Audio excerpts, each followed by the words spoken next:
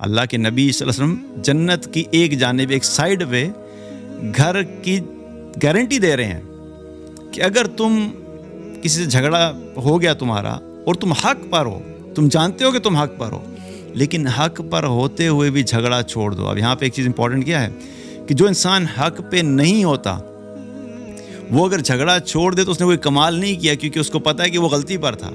جھوٹ بولنا چھوڑ دو تو اللہ کے نبی صلی اللہ علیہ وسلم کی طرف سے جنت کے وسط میں، درمیان میں، ڈاؤن ٹاؤن میں ضمانت ہے کہ میں تمہیں گھر کی ضمانت دیتا ہوں کہ میں تمہارے لیے گھر بنواؤں گا جنت کے درمیان میں۔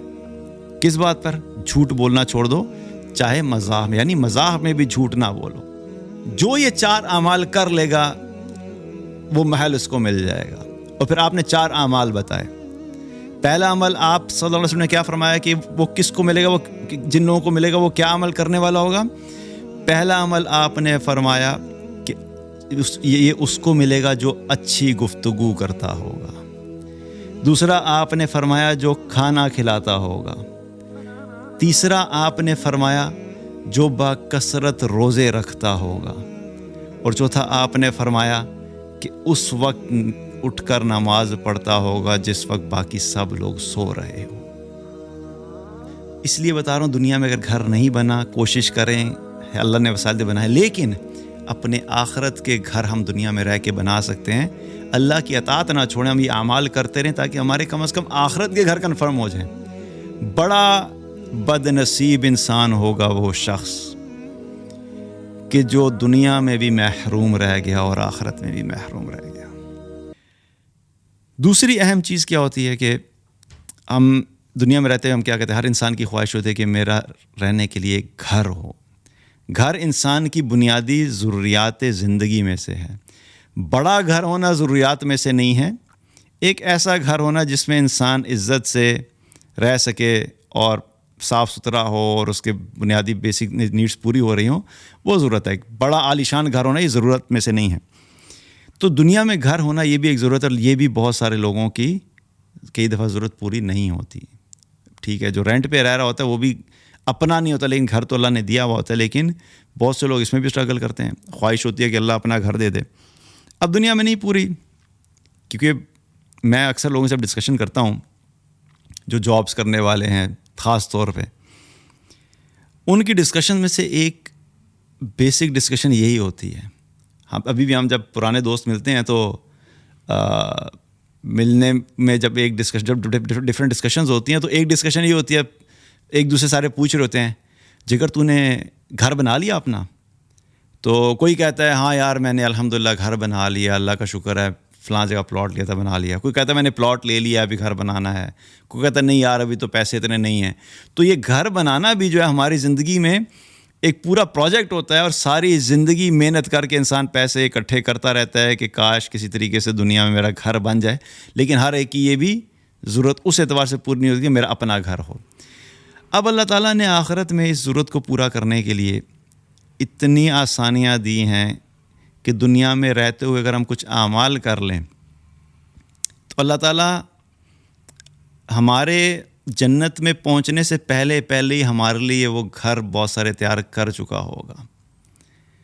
دنیا میں ساری زندگی محنت کر کے بھی ہو سکتا ہے آپ گھر نہ بنا سکیں، لیکن آخرت میں جنت میں گھر بنانا اتنا آسان ہے کہ کچھ اعمال اگر ہم کر لیں تو یہاں رہتے ہوئے ہی اللہ تعالیٰ ہمارے لیے بہت سارے گھر جنت میں بنا دیتا ہے۔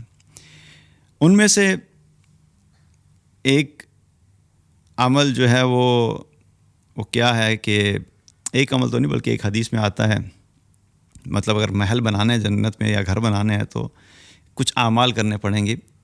اللہ کے نبی صلی اللہ علیہ وسلم نے ایک حدیث میں کیا فرمایا کہ میں ضمانت دیتا ہوں، میں ضمانت دیتا ہوں۔ اب کس چیز کے اوپر ضمانت مل رہی ہے؟ پھر آپ نے کچھ اعمال کا ذکر کیا کہ یہ عمل کرو گے تو اس چیز کی ضمانت۔ آپ نے فرمایا کہ میں ضمانت دیتا ہوں جنت کی ایک جانب گھر کی، اگر کوئی شخص حق پر ہوتے ہوئے جھگڑا چھوڑ دے۔ اللہ کے نبی صلی اللہ علیہ وسلم جنت کی ایک جانب ایک سائڈ پہ گھر کی گارنٹی دے رہے ہیں کہ اگر تم کسی سے جھگڑا ہو گیا تمہارا اور تم حق پر ہو، تم جانتے ہو کہ تم حق پر ہو، لیکن حق پر ہوتے ہوئے بھی جھگڑا چھوڑ دو. اب یہاں پہ ایک چیز امپورٹنٹ کیا ہے کہ جو انسان حق پہ نہیں ہوتا وہ اگر جھگڑا چھوڑ دے تو اس نے کوئی کمال نہیں کیا، کیونکہ اس کو پتہ ہے کہ وہ غلطی پر تھا. لیکن کمال اس بات پہ ہے کہ ایک بندے کو پتہ ہے کہ میں حق پہ ہوں، لیکن آپ صلی اللہ علیہ وسلم چونکہ جو دین لے کر آئے ہیں اس دین میں کیا ہے، ہمیں ہمارا دین یہ اس طرح کی زندگی دیتا ہے کہ ہم اعمال ایسے کریں اور زندگی ایسے گزاریں کہ فتنہ فساد نہیں ہو. ہر ممکن کوشش کی جائے کہ جو فساد ہے اس سے بچا جائے. اب یہ جھگڑا جو ہے ایک بہت بڑا فساد ہے، لیکن جو شخص حق پر ہے ظاہری بات ہے وہ ڈٹا ہوا ہوتا ہے کہ بھی میں حق پر ہوں اور میں تو اپنا بدلہ لوں گا. لیکن اگر جھگڑا ہو گیا ہے تو اس فساد کو سے بچنے کے لیے اگر تم اپنا دل بڑا کرتے ہو اور حق پر ہوتے ہوئے اس جھگڑے کو چھوڑ دیتے ہو تو اللہ کے نبی صلی اللہ علیہ وسلم کی طرف سے گارنٹی ہے کہ میں تمہیں جنت کے ایک جانب جو ہے وہ گھر کی ضمانت دیتا ہوں. یعنی تم نے ایک جھگڑا چھوڑ دیا تو یاد رکھو کہ تمہارے لیے ایک گھر جنت کی ایک جانب بن گیا ہے. اور پھر آپ نے فرمایا کہ میں ضمانت دیتا ہوں جنت کے وسط میں ایک گھر کی. کس بات پر؟ کہ اگر کوئی شخص جھوٹ چھوڑ دے چاہے مذاق میں ہی کیوں نہ ہو. جھوٹ بولنا چھوڑ دو تو اللہ کے نبی صلی اللہ علیہ وسلم کی طرف سے جنت کے وسط میں درمیان میں ڈاؤن ٹاؤن میں ضمانت ہے کہ میں تمہیں گھر کی ضمانت دیتا ہوں کہ میں تمہارے لیے گھر بنواؤں گا جنت کے درمیان میں. کس بات پر؟ جھوٹ بولنا چھوڑ دو چاہے مزاح میں، یعنی مزاح میں بھی جھوٹ نہ بولو. یہ دوسرا طریقہ مل گیا گھر بنانے کا.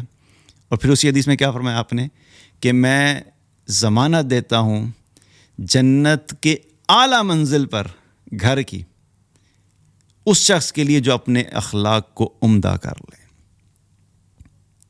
اب 3 ڈیفرنٹ لوکیشنز پر تو گھر بنانے کی ہمیں پتہ لگ گئی نا کہ اگر حق پہ ہوتے ہوئے جھگڑا چھوڑ دیں گے تو جنت کی ایک سائڈ پہ گھر کنفرم ہو گیا. اگر جھوٹ بولنا چھوڑ دیں گے، مزاح میں بھی نہیں بولیں گے تو جنت کے درمیان میں گھر کنفرم ہو گیا. تو 3 اعمال نبی کریم صلی اللہ علیہ وسلم نے فرمائے، ہمیں بتا دیے کہ اگر ہم ان 3 اعمال پہ فوکس کریں تو دنیا میں رہتے ہوئے جب ہم یہ عمل کریں گے، اعمال ہم دنیا میں کر رہے ہیں، محنت ہم دنیا میں کر رہے ہیں، کوشش دنیا میں کر رہے ہیں، لیکن ہماری اس محنت اور ان اعمال کے بدلے میں اللہ سبحانہ تعالیٰ جنت میں ہمارے لیے محل تیار کر رہا ہے. اب ایک سوال یہ ہو سکتا ہے کہ کوئی شخص یہ سوچے کہ بھائی اگر میں یہ اعمال جو ہے مطلب مثال کے طور پہ اگر ہم پہلا حصہ لیں حدیث کا کہ جو شخص حق پہ ہوتے ہوئے بھی جھگڑا چھوڑ دے، آپ کو یہ سوچ سکتا ہے کہ بھی اگر میرا زندگی میں کوئی 10 جھگڑے ہوئے ہیں اور 10 کی 10 دفعہ میں حق پہ تھا اور میں نے 10 دفعہ اگر جھگڑا چھوڑ دیا تو اس کا مطلب ہے مجھے 10 محل بنیں گے میرے لیے؟ تو اس کا جواب ہے بالکل 10 محل بنیں گے. آپ 100 دفعہ جھگڑا چھوڑیں، آپ 1000 دفعہ جھگڑا چھوڑیں، اللہ کے خزانوں میں کسی قسم کی کوئی کمی نہیں ہے. ہم اپنے دنیا کے ریسورسز کے حساب سے سوچ رہے ہوتے ہیں، اسی لیے ہمیں ہر چیز میں لمیٹیشن نظر آتی ہے کہ یار اتنا محنت کر کے میکسیمم ایک ہی گھر بنے گا نا. لیکن اللہ سبحانہ تعالیٰ کے خزانوں میں کسی قسم کی کوئی کمی نہیں ہے. وہ ہمارے لیے 1000 تیار کرے تو 1000 تیار کر سکتا ہے. اسی طریقے سے ایک اور عمل، ایک اور حدیث جس میں نبی کریم صلی اللہ علیہ وسلم نے ایک مرتبہ صحابہ کو بتایا کہ جنت میں ایک محل ہے، وہ ایسا محل ہے کہ جس میں باہر سے دیکھو تو اندر نظر آتا ہے اور اگر اندر سے دیکھو تو باہر نظر آتا ہے. اب آپ سوچیں یہ بات ابھی آج ہمیں تو بڑے آرام سے سمجھ آ رہی ہے کیونکہ ہم جس ایج میں ہیں، جس وقت سے گزر رہے ہیں اس میں ہم گلاس سے تو نظر آ رہے ہیں. یہ حدیث کب بیان ہو رہی ہے؟ 1400 سال پہلے. اور صحابہ اس وقت کس طرح کے گھروں میں رہتے تھے؟ مٹی کے گھروں میں. اور مٹی کے گھر میں کسی قسم کی کوئی ونڈوز نہیں ہوتی تھی جو آج ہمارے ہاں ونڈوز ہیں نا، گلاس ونڈوز لگی ہوئی ہیں. اس وقت شیشہ تھا ہی نہیں، گلاس ایگزسٹ ہی نہیں کرتا تھا. زیادہ سے زیادہ اگر کسی گھر میں روشنی اور ہوا آنے کے لیے کوئی آپ نے انتظام کرنا تو کیا ہوتا تھا، گھر کی دیوار، کسی کمرے کی دیوار کے اوپر ایک کونے میں ایک سوراخ سا بنا دیا جاتا تھا جس سے ہوا بھی آتی تھی اور روشنی بھی آتی تھی. That's it. شیشے کا کانسیپٹ نہیں تھا. آپ سوچیں کہ اللہ کے نبی صلی اللہ علیہ وسلم 1400 سال پہلے بتا رہے ہیں کہ ایسے محل ہوں گے جنت میں کہ جن کے اندر سے دیکھو تو باہر نظر آئے گا اور باہر سے دیکھو تو اندر نظر آئے گا. اب آپ ذرا دنیا میں دیکھیں تو ہوتا کیا ہے کہ اگر کسی جگہ پہ اب دیکھا جائے تو کسی بھی بڑے بڑے بلینئرز ہوتے ہیں انہوں نے مختلف گھر بنائے ہوتے ہیں, تو کچھ کیا کرتے ہیں کہ ماؤنٹین ایریاز میں جا کے ٹاپ کے اوپر اپنا ایک گھر بنا لیں گے. تو اس میں کیا کرتے ہیں کہ وہ باہر کا جو ویو ہوتا ہے تو کیا رکھتے ہیں, وہ گلاس رکھتے ہیں, تاکہ گلاس بنواتے ہیں تاکہ ہم اندر بھی بیٹھے ہوں تو ہمیں باہر سے ایک خوبصورت ویو نظر آتا رہے اور ہم اس کو انجوائے کریں. انسان اب اس لیول تک پہنچ چکا ہے. تو اب تو ہمیں یہ حدیث سمجھنے میں کوئی مشکل نہیں ہونی چاہیے. تو اللہ کے نبی صلی اللہ علیہ وسلم کیا فرما رہے ہیں کہ ایسے محل ہوں گے جو اندر سے دیکھو گے تو باہر نظر آئے گا اور باہر سے دیکھو تو اندر نظر آئے گا. تو ایک صحابی نے عرض کی کہ یا رسول اللہ وہ محل کس کو ملے گا؟ ظاہری بات ہے بڑی اسپیشل چیز ہے, تو وہ کس کا ہوگا اور کس کو ملے گا؟ اب اگین ہمارے دین کی بڑی خوبصورتی ہے کہ اگر اس محل کی دنیاوی مال کے حساب سے قیمت بتا دی جاتی کہ ہاں بھائی اس کو ملے گا جس کے پاس $10 ملین ہوں گے, ٹھیک ہے, تو اس کو ملے گا, تو سارے غریب بیچارے تو دوبارہ مایوس ہو جاتے کہ بھائی $10 ملین کس کے پاس آئے, چھوڑو خلی ولی. لیکن ہمارا دین اتنا خوبصورت ہے کہ یہ محل ہر انسان بنا سکتا ہے اگر وہ 4 اعمال کر لے. وہ 4 اعمال غریب کرے گا, ریڑھی والا کرے گا, ایک کمپنی میں گارڈ ہے, اسسٹنٹ مینیجر ہے, کمپنی کا CEO ہے, کسی ملک کا بادشاہ ہے, کوئی لمٹ نہیں, کوئی بھی کر سکتا ہے. جو یہ 4 اعمال کر لے گا وہ محل اس کو مل جائے گا. اور پھر آپ نے 4 اعمال بتائے. پہلا عمل آپ صلی اللہ علیہ وسلم نے کیا فرمایا کہ وہ کس کو ملے گا, وہ جن لوگوں کو ملے گا وہ کیا عمل کرنے والا ہوگا؟ پہلا عمل آپ نے فرمایا کہ یہ اس کو ملے گا جو اچھی گفتگو کرتا ہوگا. دوسرا آپ نے فرمایا جو کھانا کھلاتا ہوگا. تیسرا آپ نے فرمایا جو باکثرت روزے رکھتا ہوگا. اور چوتھا آپ نے فرمایا کہ اس وقت اٹھ کر نماز پڑھتا ہوگا جس وقت باقی سب لوگ سو رہے ہوں. اللہم اجعلنا منہم. 4 اعمال پہ یہ محل مل رہا ہے. تو یہ 4 اعمال تو کوئی بھی کر سکتا ہے نا. اچھی گفتگو ریڑھی والا بھی کر سکتا ہے, دکان والا بھی کر سکتا ہے, آفس والا بھی کر سکتا ہے, بڑا کوئی بادشاہ ہے وہ بھی کر سکتا ہے. اور اگر نہ کرنا چاہے تو انتہائی بد اخلاق, گھٹیا, بیکار گفتگو ریڑھی والا بھی کر سکتا ہے, کسی کمپنی میں جاب کرنے والا بھی کر سکتا ہے. آپ کی چوائس ہے, یہ ہم پہ چھوڑ دیا. ہاں محل چاہیے تو یہ کر لو, اچھی اپنی گفتگو اچھی کر لو, عمدہ کر لو, نرمی سے بات کیا کرو, اچھے طریقے سے بات کیا کرو, خیر کی بات کیا کرو, بھلائی کی بات کیا کرو, دلوں کو جوڑنے والی بات کیا کرو, دلوں کو نرم کرنے والی بات کیا کرو, محبت پھیلانے والی بات کیا کرو, انصاف کی بات کیا کرو. یہ ساری اچھی گفتگو ہے. تو یہ اچھی گفتگو کر لو تو تمہیں مل جائے گا یہ. اور دوسری کیا بتائی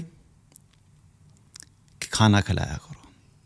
ابھی کھانا جس کو بھی کھلاؤ گے, اپنے گھر والوں کو کھلا رہے ہو, محلے میں کھلا رہے ہو, غریبوں کو کھلا رہے ہو, مساکین کو کھلا رہے ہو, رشتہ داروں کو کھلا رہے ہو, اپنی عادت بنا لو کہ زیادہ سے زیادہ لوگوں کو کھانا کھلایا کرو. اگر یہ عادت ہوگی تو انشاءاللہ اللہ تعالیٰ ہمیں ان لوگوں میں شامل کر لے گا. اور تیسری چیز کیا فرمائی؟ باکثرت روزے رکھنا. یہ نفلی روزوں کی بات ہو رہی ہے, جو کثرت سے روزے رکھے گا. اور چوتھی بات کیا ہے کہ تہجد پڑھنے والا. یہ 4 اعمال جو کرے گا اس کو اللہ کیا وہ محل دے دے گا. تو دنیا میں اگر نہیں گھر بنا, کوشش کرو, منع نہیں ہے, اگر کر سکتے ہو, کیپیسٹی ہے, وسائل ہیں تو بالکل بنائے. نہیں بنا تو اپنے آخرت کے گھر کم از کم ہم اپنے ہاتھ سے نہ جانے دیں. تو یہ بھی ایک بتا دیا کہ یہ بھی ایک طریقہ ہے آخرت میں گھر بنانے کا. اور پھر ایک اور طریقہ کیا بتایا؟ اللہ کے نبی صلی اللہ علیہ وسلم نے فرمایا کہ جو شخص دن میں 12 رکعت نفل پڑھتا ہے, اللہ تعالیٰ اس شخص کے لیے جنت میں ایک محل بنا دیتا ہے. اور یہ 12 رکعت نفل سے کیا مراد ہے؟ یہ وہ ہیں جن کو ہم سنت نماز کہتے ہیں. 2 رکعت فجر کی سنت, 4 رکعت ظہر سے پہلے کی سنت, 2 رکعت ظہر سے بعد کی سنت, پھر 2 رکعت مغرب کے بعد کی سنت اور 2 رکعت عشاء کے بعد کی سنت۔ اب ان میں اگر دیکھا جائے تو یہ جو 2 سنتیں ہیں نا، یہ پھر بھی ہم میں سے اکثر لوگ پڑھ لیتے ہیں۔ مثال کے طور پہ ظہر کے بعد فجر کی 2 سنت ریگولر ہیں، ویسے بھی فجر کی 2 سنت کی بہت زیادہ فضیلت ہے۔ ظہر کے بعد کی 2 سنت بھی نماز کے فوراً بعد اکثر لوگ پڑھ لیتے ہیں۔ مغرب کے بعد کی 2 سنت یہ بھی پڑھ لی جاتی ہے، عشاء کے بعد کی 2 سنت یہ بھی پڑھ لیتے ہیں۔ معاملہ آ کے پھنس جاتا ہے ظہر سے پہلے کی 4 سنتوں میں۔ یہاں پہ اکثر لوگ جو ہیں ہم میں سے وہ کیا کرتے ہیں، ہم لوگ کوتاہی کر جاتے ہیں۔ اللہ تعالیٰ ہمیں یہ 4 بھی جو ہے وہ اپنی روٹین میں شامل کرنے کی توفیق عطا فرمائے، کیونکہ 8 تو پڑھ ہی رہے ہیں، تو تھوڑی سی ہمت کر کے جو ہے وہ 4 بھی ایڈ کر لیں۔ اللہ مجھے بھی توفیق دے کہ جب کبھی مس ہوتی ہے اللہ تعالیٰ مجھے پڑھنے کی توفیق دے کہ یہ 4 بھی ایڈ ہو جائیں گی تو کیا ہوگا، 12 پوری ہو جائیں گی۔ تو یہ 12 رکعت اگر پڑھ لیتے ہیں تو ہر روز پڑھیں گے تو اللہ تعالیٰ ہر روز ہمارے لیے جنت میں محل بنائے گا۔ پھر وہی سوال آتا ہے، اگر کوئی شخص یہ 12 رکعت زندگی میں 20 سال مستقل پڑھتا رہا تو کیا ہر سال میں 365 دن ہو گئے ایک سال میں، تو 365 دن اس نے پڑھی تو 365 محل تو بھائی ادھر ہی بن رہے ہیں، ایسا ہی نا؟ تو کیا اللہ تعالیٰ ہر روز عطا کرے گا؟ تو اس کا جواب وہی ہے کہ اللہ کے خزانوں میں کوئی کمی نہیں ہے، اللہ ہر روز تمہارے لیے محل بنائے گا۔ جنت میں جب جاؤ گے تو تمہیں صرف پھر یہ نہیں دکھایا جائے گا کہ یہ تمہارا گھر ہے، پھر تمہیں وہاں پہ یہ دکھایا جائے گا بھی یہ آپ کی پوری کمیونٹی ہے، یہ آپ کی پوری کمیونٹی ہے، یہ سارے گھر آپ کے ہیں۔ سبحان اللہ۔ تو دنیا میں تو ہم نہیں بنا سکتے بھائی، ایک گھر نہیں بنتا تو کمیونٹی بنانا تو بہت دور کی بات ہے۔ تو یہ کیا ہے، اگین اعمال کے ذریعے سے اللہ نے بتایا۔ اس لیے بتا رہا ہوں دنیا میں اگر گھر نہیں بنا، کوشش کریں، اللہ نے وسائل دے بنائے، لیکن اپنے آخرت کے گھر ہم دنیا میں رہ کے بنا سکتے ہیں۔ اللہ کی اطاعت نہ چھوڑیں، ہم یہ اعمال کرتے رہیں تاکہ ہمارے کم از کم آخرت کے گھر کنفرم ہو جائیں۔ بڑا بد نصیب انسان ہوگا وہ شخص کہ جو دنیا میں بھی محروم رہ گیا اور آخرت میں بھی محروم رہ گیا۔ یہ بہت بڑی بد نصیبی والی بات ہے کہ انسان دنیا میں بھی اس کی ضروریات پوری نہیں ہوئی اور ان کے باوجود وہ اللہ کی نافرمانی کرتا رہا اور آخرت میں بھی ناکام ہو گیا۔ اس سے بڑا بد نصیب اور محروم انسان کوئی نہیں ہوگا۔ کیونکہ کچھ ایسے لوگ ہوتے ہیں کہ جو دنیا میں عیشی کر لیتے ہیں، دنیا میں ساری خواہشات پوری ہوگی، اللہ کی نافرمانی والی زندگی گزاری، لیکن آخرت میں وہ پکڑ ہو جائے گی، اور بد نصیب لوگ وہ بھی ہیں کہ جو آخرت میں محروم رہ گئے۔